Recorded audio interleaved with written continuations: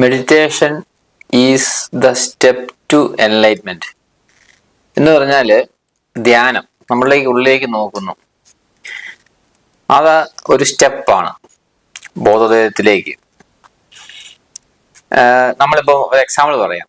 അമ്പലത്തിലോ പള്ളിയിലോ ചെല്ലുമ്പോൾ നമുക്ക് സ്റ്റെപ്പ് കയറി വേണം അവിടെ എത്താനായിട്ട്, ദേവനെ കാണാൻ, അല്ല ദൈവത്തെ കാണാൻ വേണ്ടി. അപ്പം ഈ സ്റ്റെപ്പിൽ കയറാതെ നമുക്ക് പറ്റത്തില്ല എന്ന് പറഞ്ഞതുപോലെ നമ്മൾ ബോധോദയം നേടണമെന്നുണ്ടെങ്കിൽ നമ്മുടെ ഉള്ളിലോട്ട് നോക്കിയേ പറ്റൂ. നമ്മളിലേക്ക് തിരിയാതെ പറ്റത്തില്ല. അപ്പം അതൊരു സ്റ്റെപ്പാണ്. അതുകൊണ്ടാണ് ഞാൻ ഇങ്ങനെ പ്രത്യേകമായിട്ട് പറയുന്ന ഈ കാര്യം. അപ്പം ഇതില്ലാതെ പറ്റത്തില്ല. അപ്പം വേറൊരു സംഭവം, നമുക്ക് മനസ്സിനൊരു ശാന്തത ഇല്ലെങ്കിൽ നമുക്ക് മെഡിറ്റേഷൻ ഇരിക്കാൻ പറ്റില്ല. അതിനനുസരിച്ച് നമ്മളിലുള്ളിൽ എന്തോ തിരക്കാം, നമുക്ക് എന്തൊക്കെയോ ചെയ്യണം. അപ്പൊ ഇരിക്കാൻ പറ്റില്ല. ഇരുന്ന് കഴിഞ്ഞാൽ പറഞ്ഞാൽ നമുക്ക് ടെൻഷൻ. അപ്പൊ അത് പ്രാക്ടീസ് ചെയ്തെടുക്കണം.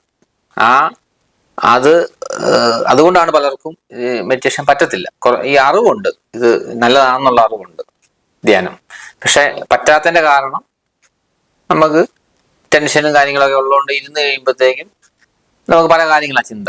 അപ്പൊ അത് അങ്ങനെയാണ് സ്വാഭാവികമായിട്ട്. നമ്മൾ പ്രാക്ടീസ് ചെയ്ത് ചെയ്യേണ്ട ഒരു കാര്യമാണ്.